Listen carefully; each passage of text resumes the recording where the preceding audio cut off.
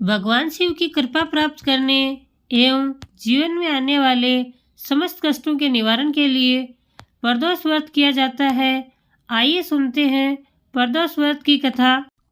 पौराणिक कथाओं के अनुसार प्राचीन काल में एक गरीब ब्राह्मण हुआ करता था। उस ब्राह्मण की मृत्यु हो गई थी, जिसके बाद उसकी विधवा पत्नी अपने भरण पोषण के लिए अपने पुत्र के साथ भीख मांगा करती थी।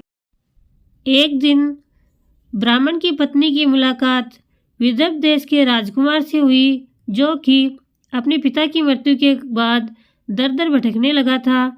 उसकी यह हालत ब्राह्मण की पत्नी से देखी नहीं गई और वह उस राजकुमार को अपने साथ अपने घर ले आई और अपने पुत्र जैसा रखने लगी।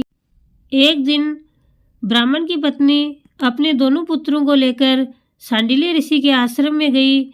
वहां उसने ऋषि से शिवजी के प्रदोष व्रत की कथा एवं विधि सुनी तथा अपने घर आकर अब वह भी प्रदोष व्रत करने लगी। एक बार दोनों बालक वन में घूम रहे थे। उनमें से ब्राह्मण का बेटा तो घर लौट गया, परंतु राजकुमार वन में ही रह गया।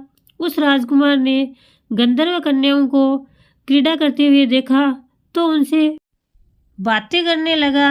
उस कन्या का नाम अंशुमति था। उस दिन वह राजकुमार घर देरी से लौटा।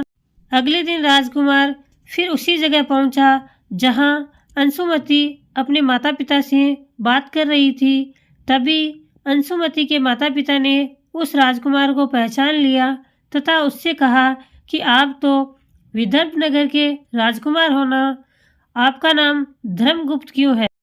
अंशुमति के माता पिता को वह राजकुमार पसंद आया और उन्होंने कहा कि शिवजी की कृपा से हम अपनी पुत्री का विवाह आपसे करना चाहते हैं।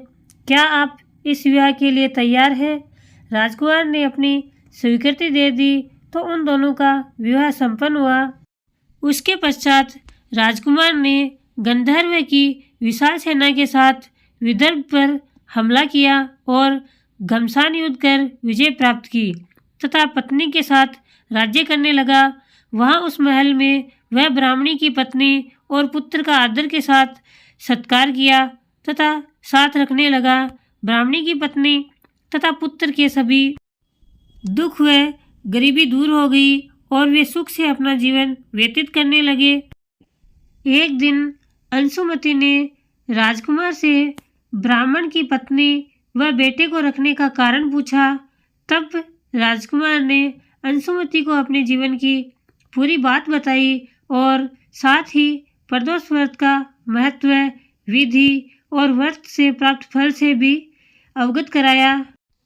इस प्रकार राजकुमार से प्रदोष व्रत की प्रतिष्ठा व महत्व को समझकर लोग इस व्रत को करने लगे। यह व्रत करने से मनुष्य के सभी कष्ट और पाप नष्ट होते हैं एवं मनुष्य को पुण्य फल की प्राप्ति होती है।